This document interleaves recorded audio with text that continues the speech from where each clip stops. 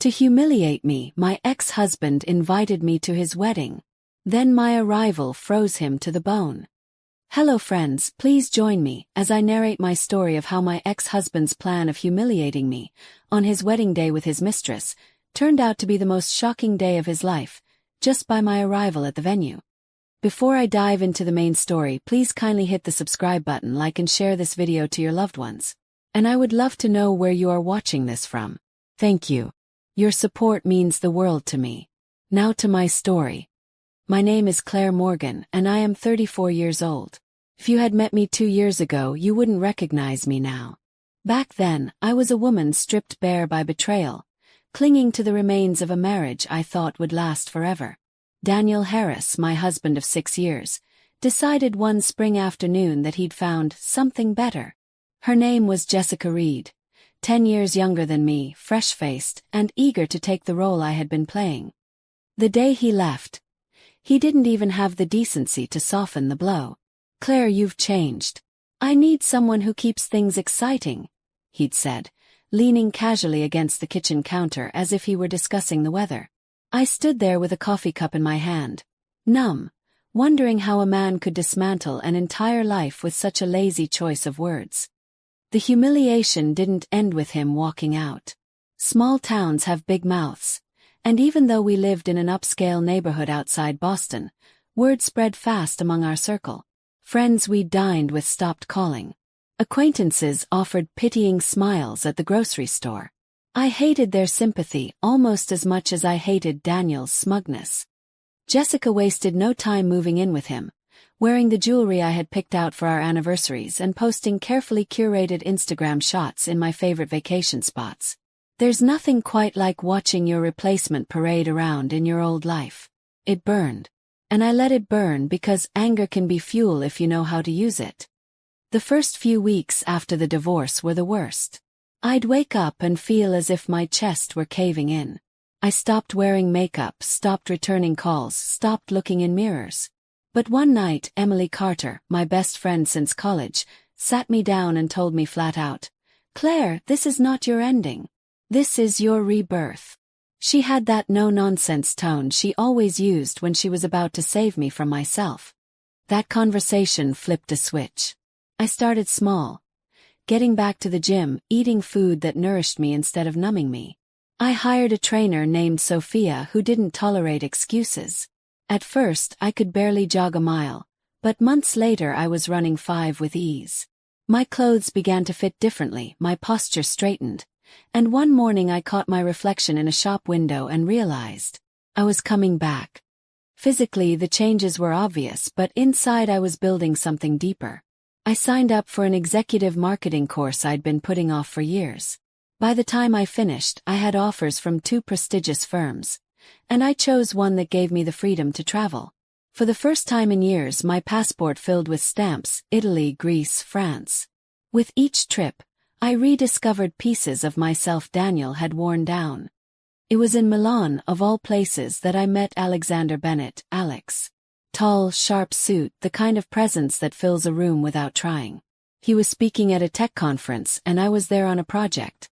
We ended up at the same dinner table, and conversation flowed effortlessly. Unlike Daniel, Alex actually listened. By the end of the night, he'd asked if he could see me again. And by the end of the month, we were inseparable. Alex didn't just love me. He respected me.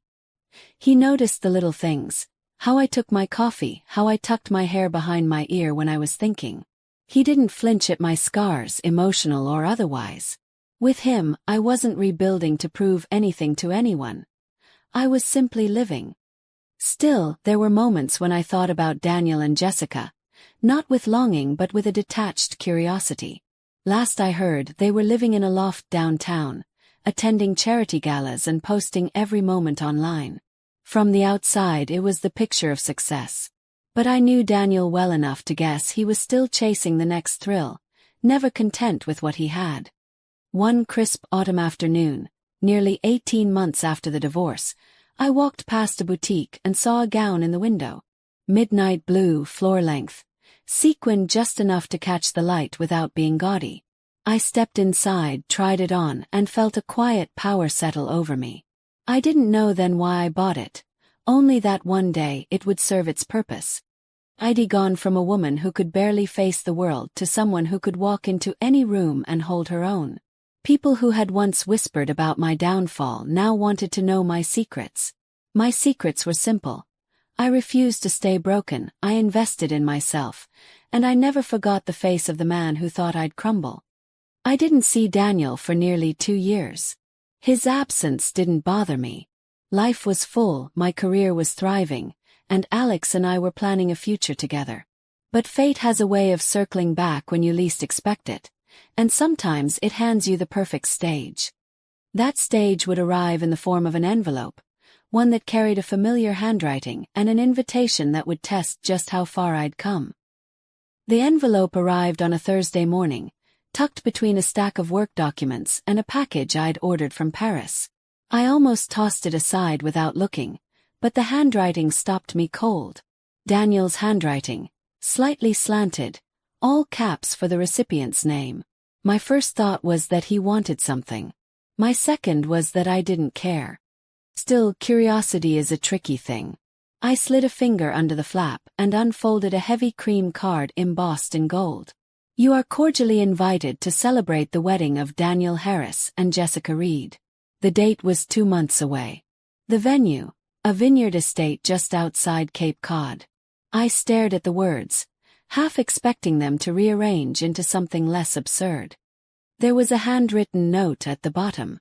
Thought you might want to see how it's done right. My jaw tightened.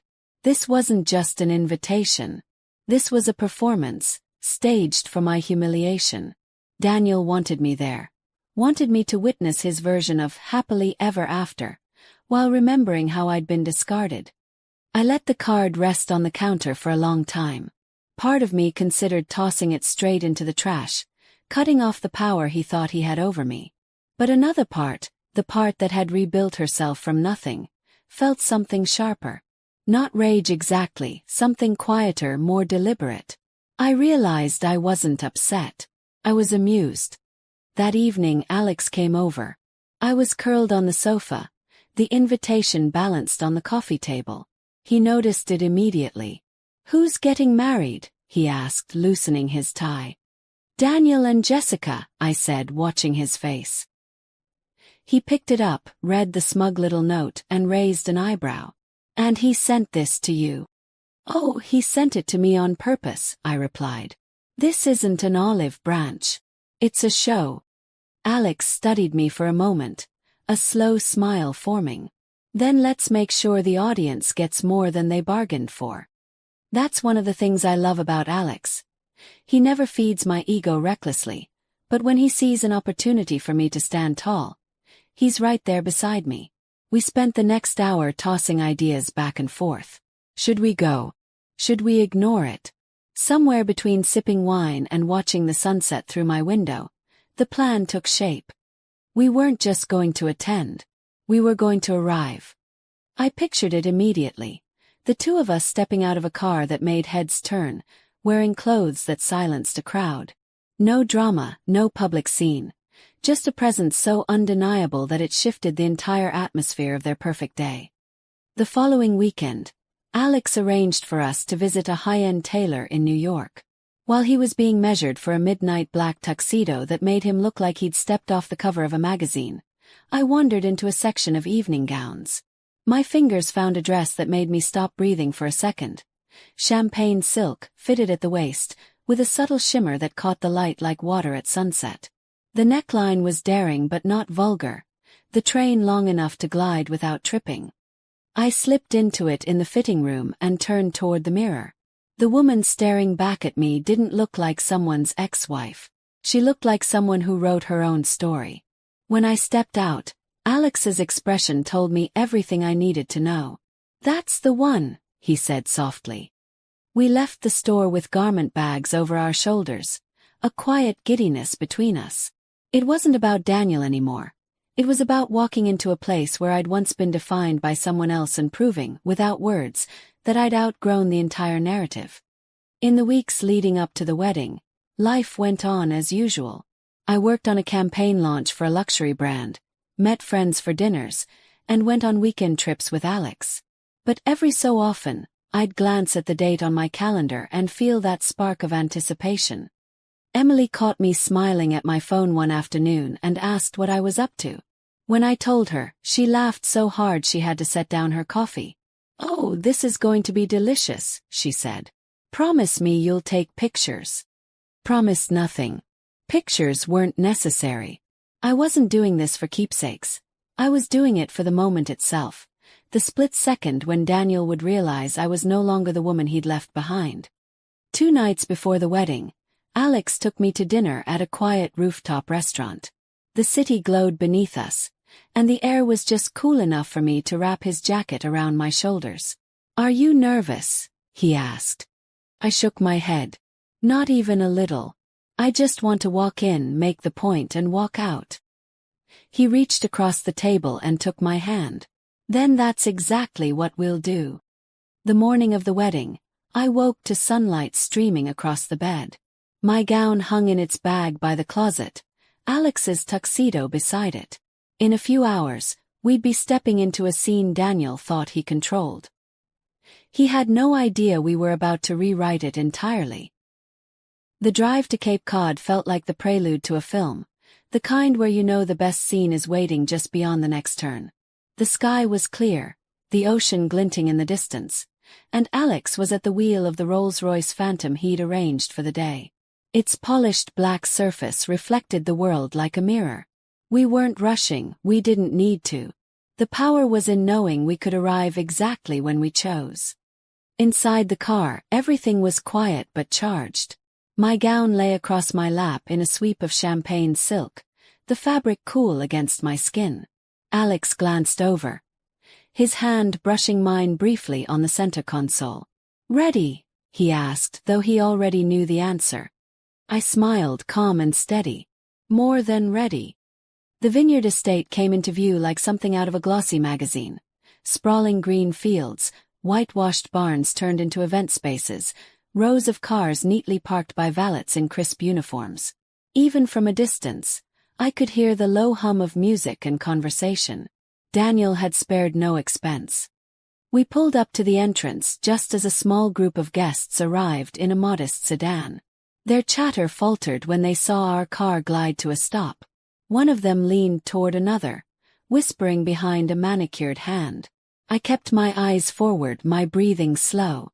The calm wasn't an act. It was the natural result of knowing I'd already won, no matter how the next hour played out.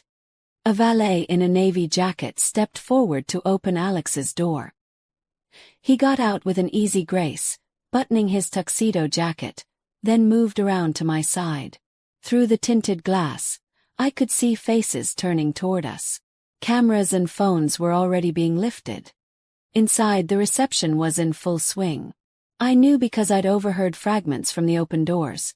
Jessica's laughter, bright but forced, Daniel's voice pitched slightly too high as he greeted guests. They had no idea we were only a few steps away.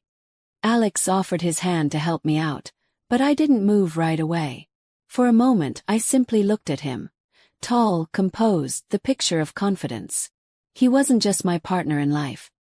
He was my partner in this moment, the one who understood exactly what this was about. I took his hand and stepped out. The sunlight caught the gown instantly, making it shimmer like liquid gold. My hair, styled in soft waves, moved gently in the breeze. I didn't need to look around to know we had the full attention of everyone within view. The air shifted, I could feel it. We walked slowly toward the entrance, the sound of our footsteps on the stone path somehow louder than the music inside. My heels clicked with measured precision, Alex's arm warm against mine. People weren't whispering anymore. They were openly staring. A few smiled, clearly impressed. Others, I guessed, were already texting inside to announce our arrival. At the doorway, a coordinator with a clipboard paused mid-sentence when she saw us. "Welcome," she said, her voice tilting up into a question. Alex gave a polite nod. "Thank you. We're here for Daniel Harris's wedding." Something flickered across her face. Recognition, maybe, or the shock of connecting my name on the guest list to the reality standing in front of her. She stepped aside quickly. Inside, the room was awash in white flowers and twinkling lights. Tables draped in linen surrounded a central dance floor, where Jessica was in the middle of greeting guests. Her gown was beautiful, no denying that, but I noticed the way her eyes darted toward the entrance when the first murmurs began. Daniel was at the bar, laughing with someone from his office. He turned to see what had captured the room's attention, and in that instant, his face changed. The laughter drained away, replaced by a stiffness around his jaw. He blinked once, then again, as if the image in front of him might rearrange into something else if he looked long enough. I didn't speed up, didn't slow down. Alex and I kept the same pace, moving through the crowd as conversations dipped into silence. Every step was deliberate, not for show but for control. This wasn't about storming in. It was about arriving like we belonged there. More than belonged there. When we reached the edge of the dance floor, I glanced at Jessica. Her smile held, but her eyes had gone sharp, calculating. She turned slightly toward Daniel, her hand brushing his arm in a subtle attempt to ground him. But I saw it, the flicker of uncertainty she couldn't quite mask. Alex leaned in just enough for me to hear. "They're already unraveling." I gave the smallest smile. "We're just getting started." The music swelled for a moment, as if the band sensed something in the air. Guests shifted in their seats, angled their bodies for a better view. My heartbeat was steady. The calm before the storm wasn't about waiting for the storm to come. It was about knowing you are the storm, and they just haven't realized it yet.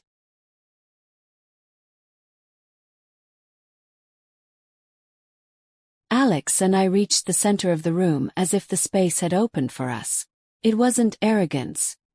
It was physics. People naturally stepped aside when they sensed something worth watching. The light from the chandeliers caught my gown, scattering gold across the floor. Every movement of the silk was like a ripple over water. Daniel stood frozen near the bar, one hand gripping a glass he'd forgotten to drink from. His eyes locked on me, then flicked to Alex, then back to me. It was the look of someone who'd been bracing for a casual encounter, but instead got hit with a tidal wave. Alex broke the silence first. With the perfect balance of charm and volume, he addressed the nearest cluster of guests. "Good afternoon, everyone. I'm Alexander Bennett, and this is my fiancée, Claire Morgan." The word fiancé landed like a dropped champagne flute. Heads turned, a few audible gasps slipped out. Someone at the back whispered, "Claire Morgan," as in, and didn't finish the sentence. They didn't have to. Jessica's smile twitched. It was so slight most people would miss it, but I'd spent enough time studying social cues to recognize the microfracture. She glanced at Daniel, who still hadn't moved. His fingers tightened around the glass until I half wondered if it might shatter. Alex continued, completely at ease. "We're actually flying to Paris next week for our engagement party, but when we received Daniel's thoughtful invitation, we couldn't resist coming to wish them well in person." It was a masterclass in civility, the kind of line you couldn't object to without revealing the tension beneath. Polite words, perfectly neutral tone. But everyone in the room heard the undercurrent. This wasn't just a visit. This was a statement. I didn't speak. I didn't need to. My silence was part of the theater, letting every glance, every shimmer of my gown, every subtle exchange between Alex and me tell the story. I could feel eyes on us from every direction, weighing the difference between the woman Daniel had left and the woman standing here now. Jessica finally stepped forward, her voice warm but brittle. "Claire, how lovely of you to come." I met her gaze evenly. "Thank you. You look beautiful, Jessica." She blinked, clearly unsure whether to accept the compliment or search it for a hidden barb. I left it hanging, turning my attention to the arrangement of flowers beside us. Daniel set down his glass and moved closer, the polite smile on his face not quite reaching his eyes. "Claire," he said, his tone somewhere between surprise and an attempt at control. "This is unexpected." "Life's full of surprises," I replied lightly. I hear congratulations are in order. For a moment, the room was so quiet I could hear the faint clink of cutlery from the far side. Then someone in the crowd coughed, and conversations resumed.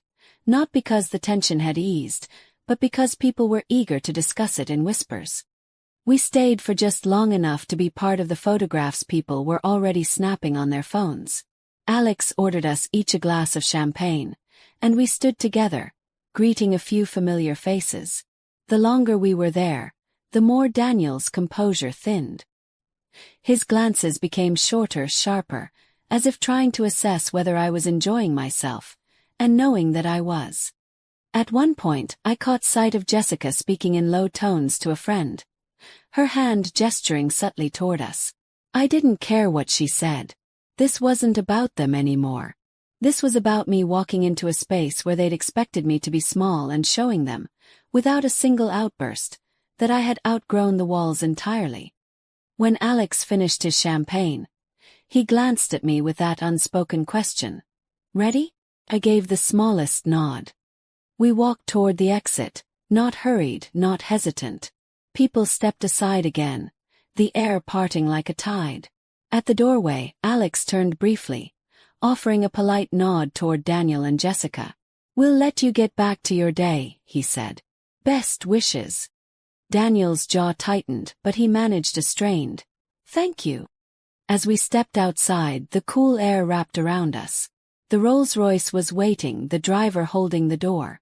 Before I got in, I took one last glance at the building. Through the wide glass windows, I could see Daniel still standing where we'd left him, staring at the space we'd just vacated. Jessica was at his side, speaking quickly, her smile gone entirely. I slid into the seat, the door closing with a satisfying cushioned click. Alex joined me, and as the car began to move, he reached for my hand. You were magnificent, he said. I let out a breath I hadn't realized I'd been holding. No, we were. We didn't need to look back. The wedding had been theirs in name only. For those brief, charged moments, the room had belonged to us. We hadn't been on the road for more than 10 minutes when my phone started buzzing. Alex and I exchanged a knowing look. Neither of us needed to guess who it was. I didn't pick up. Not yet. The first call went unanswered. Then a text arrived. Daniel. Claire, can we talk? Please. I almost laughed. Please. This from the man who had once told me I'd never find anyone better. I let the message sit unread for a few minutes before locking my phone. Alex, without prying, simply brushed his thumb over my hand. You don't owe him anything, he said quietly. By the time we reached our penthouse, 2 more texts had come through. Daniel. I shouldn't have invited you. That was a mistake. Daniel. You didn't have to show up like that. Like that. I could almost hear the edge in his voice, see the way his jaw clenched when things didn't go according to his script. The irony was delicious. He'd wanted me there to sit in the shadows and watch him parade his new life. Instead, I'd walked in and rewritten the entire scene. Emily called an hour later. Claire. You absolute legend. My cousin was at that wedding. She said you and Alex looked like movie stars. Apparently, Jessica's been in the restroom for half an hour crying. I sighed, but it wasn't guilt. Emily, I didn't go there to hurt anyone. I just needed to remind myself that I'm not the woman they thought I was. He chuckled. Oh, you reminded them. And the whole guest list. That night, as Alex and I sat on the balcony watching the city lights shimmer, another message came through. This one was longer. Daniel. I made a mistake letting you go.